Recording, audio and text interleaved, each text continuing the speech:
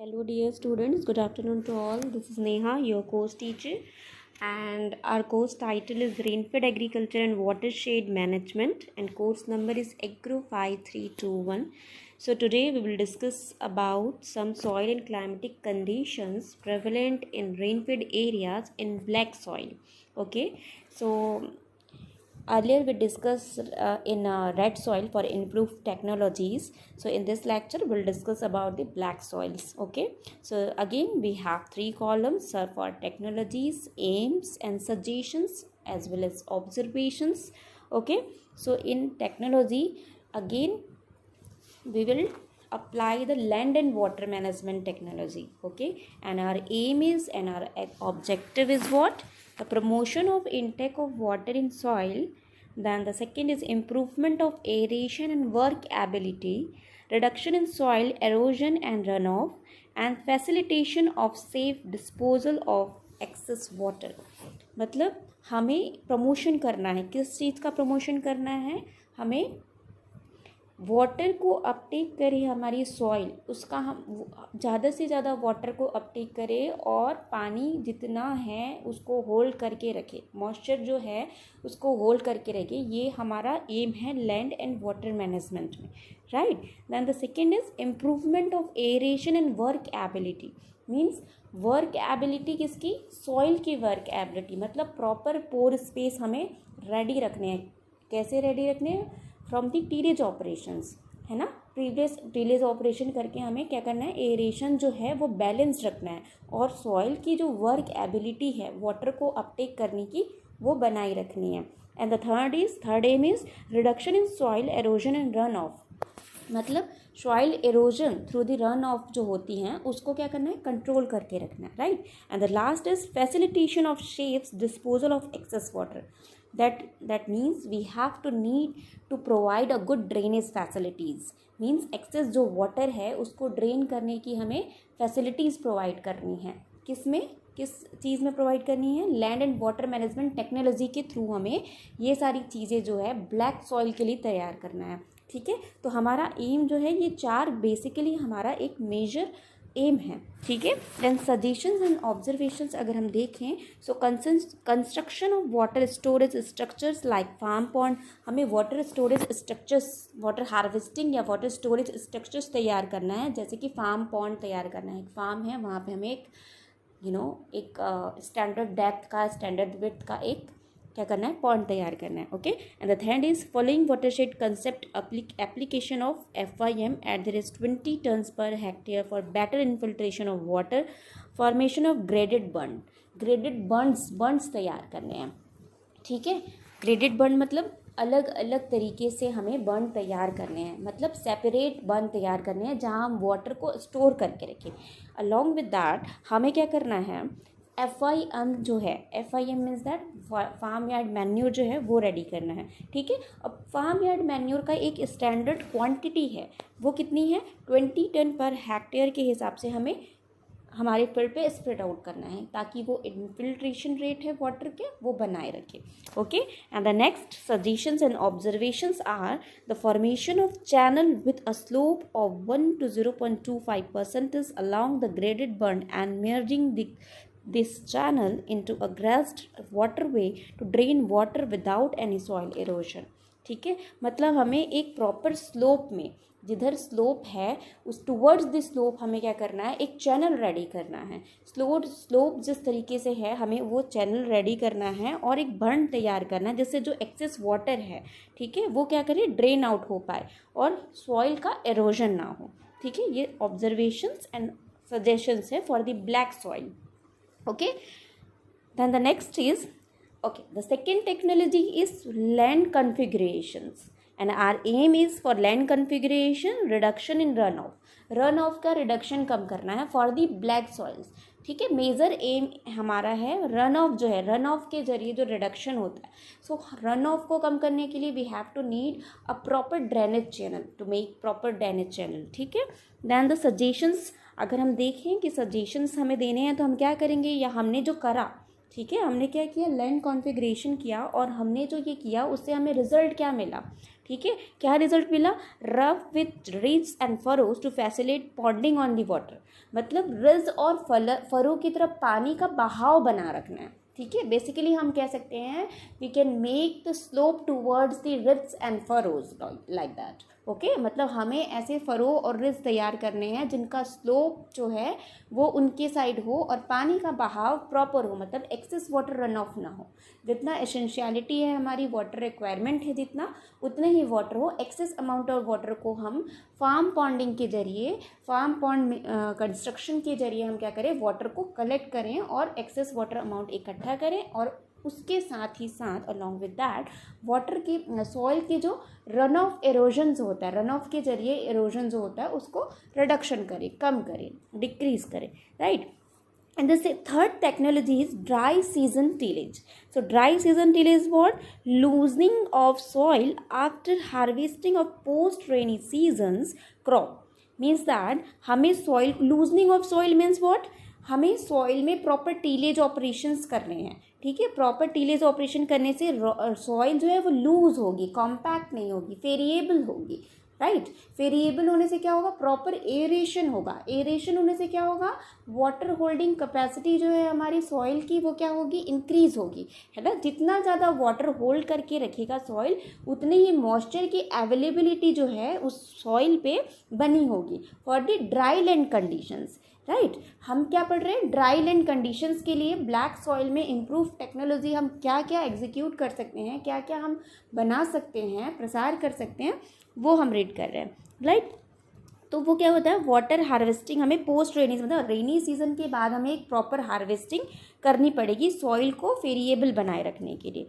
And the suggestions are the blade harrowing after receive of pre monsoon rain to break clods, ठीक है। मतलब monsoon से पहले हमें क्या करना था, लूजनिंग करनी होती है सॉइल को।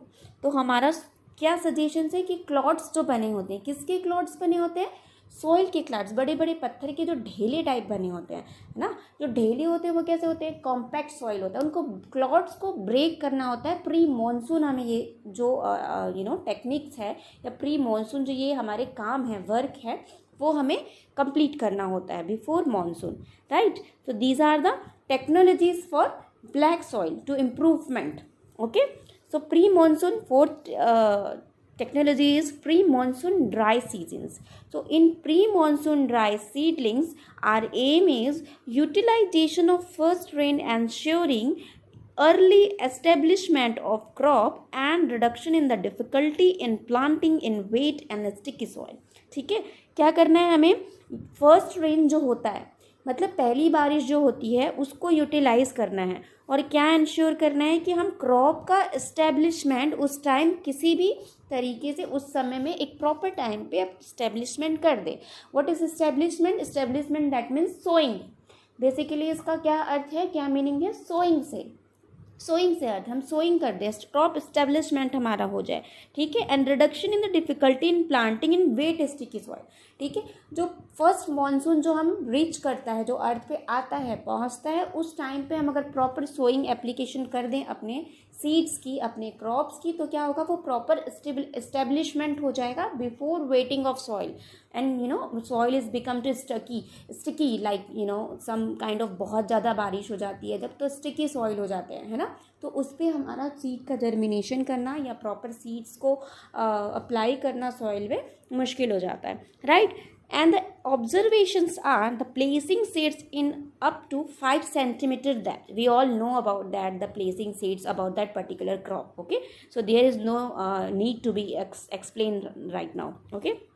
And the second is good result reported in crops of sorghum, cotton, main sunflower, okay. Main sunflower मतलब सनफ्लावर का जो मेन क्रॉप है। ऐसे तो सनफ्लावर जहाँ इरिगेटेड कंडीशन है वहाँ पे हम 3 सीजन पे सन क्रॉप लगा लेते हैं, राइट। हम जायद पे भी लगा लेते हैं और आपका विंटर सीजन पे भी लगा लेते हैं। विंटर सीजन में हम लगाते हैं एज अ रबी क्रॉप, जायद में भी हम लगा देते हैं एज अ जायद क्रॉप, ठीक है। तो जो मेन सीजन्स हैं वो हम कहते हैं कि ये जो अच्छा रिजल्ट हमें दिखाई देता है गुड सीजन्स क्रॉप में, जैसे कि सोरगम हो गया, क्रॉप कॉटन हो गया, ठीक है। So examples are very must, You have to write in your exams and you will get the very good marks if you write the some kind of examples in particular soils and सो ये बहुत ही important है, तो आपको ये लिखना ही है, examples must है। आपको याद होना चाहिए कि रेड सॉइल जो है, रेड सॉइल्स का क्या कैरेक्टरिस्टिक्स है। जैसे हमने अपने पिछले लेक्चर में देखा था कि रेड सॉइल्स में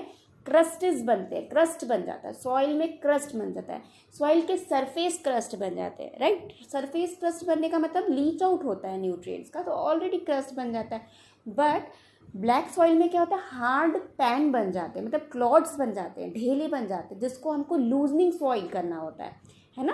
कैसे लूजनिंग सॉइल करना होता है, टिलेज एप्लीकेशन करके हमें लूज करना होता है सॉइल को, right. So these are the technologies to improve the black soil in dryland conditions. Okay, so which technologies? Land and water management, land configuration, dry seasons tillage and pre-monsoon dry seeding. And the next is improved cropping system.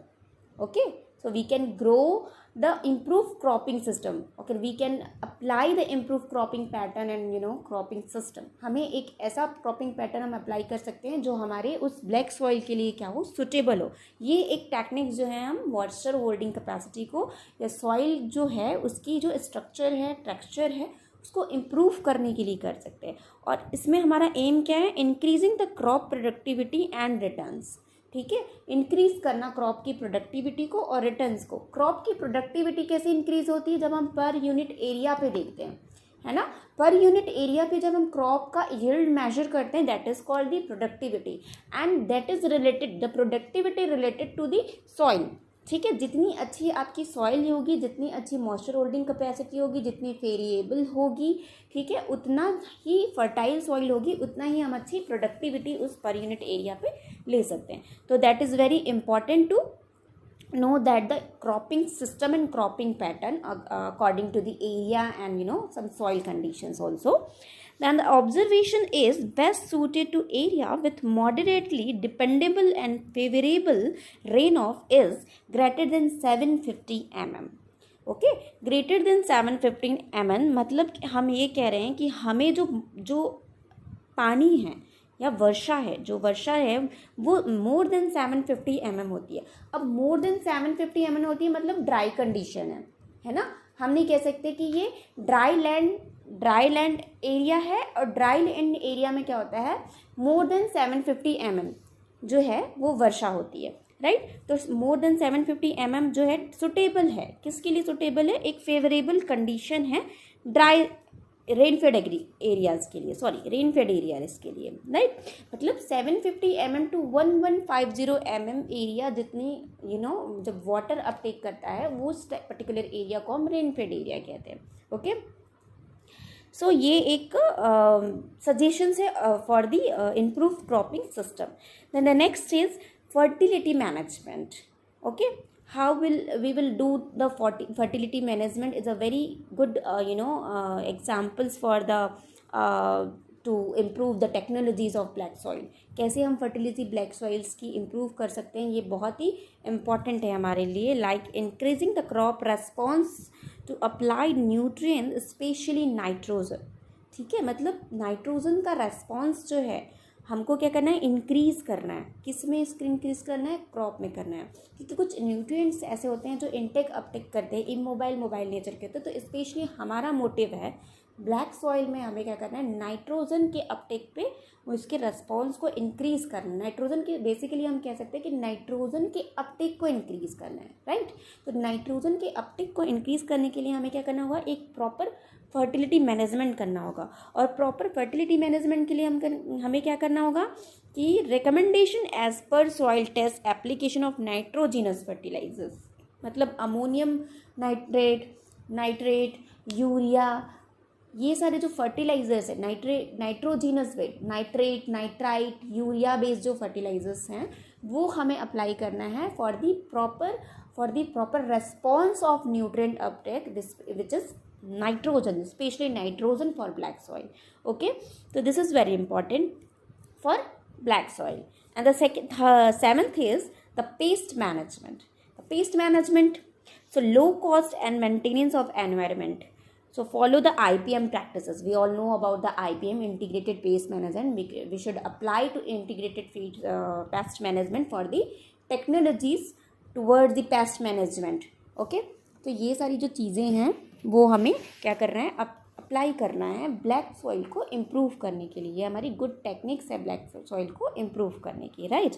तो ये था हमारा black soil जो है, उसमें black soil rainfed area की, right. Rainfed areas में जो ब्लैक सॉइल है उसको इम्प्रूव करने के लिए, उसकी कैरेक्टरिस्टिक्स या उसकी क्वालिटी इम्प्रूव करने के लिए हम कौन कौन से टेक्निक्स यूज़ करते हैं. जैसे कि हमने कल देखा था कि हम क्रॉपिंग सीजन अपनाते हैं, प्रॉपर टीलेज करते हैं, लैंड एंड वाटर मैनेजमेंट करते हैं. वैसे ही ब्लैक सॉइल में हम ये टेक्निक्स जो है, हम ये टेक्निक्स अपना सकते हैं. ये इसमें सारी चीज़ें इंक्लूडेड है कि हम कौन सी टेक्निक्स अपना सकते हैं, हमारा एम क्या है ये टेक्निक्स अपनाने का, और हमने क्या ऑब्जर्व किया है और हमारा क्या सजेशन है. मतलब हमने ये ऑलरेडी करा हुआ है. ये जो प्लान है हमारा टेक्निक्स को एग्जीक्यूट या इम्प्लीमेंट करने का, जो हमारा प्लान है ये ऑलरेडी हमने करा है, और उससे हमने क्या कंक्लूजन निकाला है, ये हमारा सजेशंस है, right. So then crop cultivation in black soil under dryland conditions. ठीक है, मतलब क्रॉप का कल्टीवेशन हम कैसे करेंगे ड्राईलैंड कंडीशंस पे, ये देखते हैं, right. So a large area with verti soil is under dryland condition in India. Verti soil is means what? Verti soil is black soil. Okay, so black soil is more productive than red soil. We all know about that. Then important crop grown under the soil are coarse grain, cotton, oilseeds and pulses. ठीक है, coarse grain में मतलब जो मोटे अनाज हैं, ठीक है, वो आते हैं इसमें. कोर्स ग्रेन में हम क्या कर सकते हैं, बहुत ही इंपॉर्टेंट है, कोर्स ग्रेन को हम ब्लैक सॉइल प्रोवाइड कर सकते हैं. साथ ही साथ कॉटन जो है ऑयल सीड्स क्रॉप है, ऑयल सीड्स क्रॉप में हम ग्राउंडनट ले सकते हैं, राइट, एंड सनफ्लावर ले सकते हैं. तो ये सारे जो ऑयल सीड्स क्रॉप है वो हम ब्लैक सॉइल में प्रॉपर ग्रो कर सकते हैं, right. Then the second is growing of crop is possible during post raining season, rabi season, with stored up soil moisture in shallow black soil which is entisol. Okay, and then in case of medium and deep black soil which is verti and inceptisol. ठीक है, वो क्या होता है, growing crop is possible in season and post rainy season with stored up soil moisture depending on the quality and distribution of rainfall. Then the examples are the cotton, sorghum and other millets, pulses, especially chickpea, chilies, sunflowers, safflowers and corianders are suitable crop for black soil. So examples are must for that particular soil. Examples आपको mention करने हैं कि आप black soil में कैसे improve techniques ला सकते हैं, और इस इम्प्रूव टेक्निक्स अगर आप इम्प्लीमेंट करते हैं अपने फील्ड पे, ठीक है, तो आप कौन से क्रॉप या कौन से क्रॉपिंग पैटर्न या कौन सा क्रॉपिंग सिस्टम है वो आप उस पर्टिकुलर एरिया पे ग्रो कर रहे हैं. ठीक है, तो ये हमारा था सॉइल का कंडीशंस रेनफेड एरिया के लिए. ठीक है, किस सॉइल का कंडीशन? ब्लैक सॉइल का कंडीशन. ब्लैक सॉइल का कंडीशन क्या होता है, ऑब्जर्व हम किया, सजेशन हमने दिया, और हमारा एम क्या है, हम कैसे इम्प्रूव कर सकते हैं, हमारा एम क्या है, हमें क्या इम्प्रूव करना है, और उस एम को एग्जीक्यूट करने के लिए, इम्प्लीमेंट करने के लिए हमें कौन सी टेक्निक्स यूज़ करनी है, राइट. सो ये था ब्लैक सॉइल. सो आज के लिए बस इतना ही. आई होप आप सबको समझ आया होगा. Thank you very much. Till then, be safe. Take care. Thank you.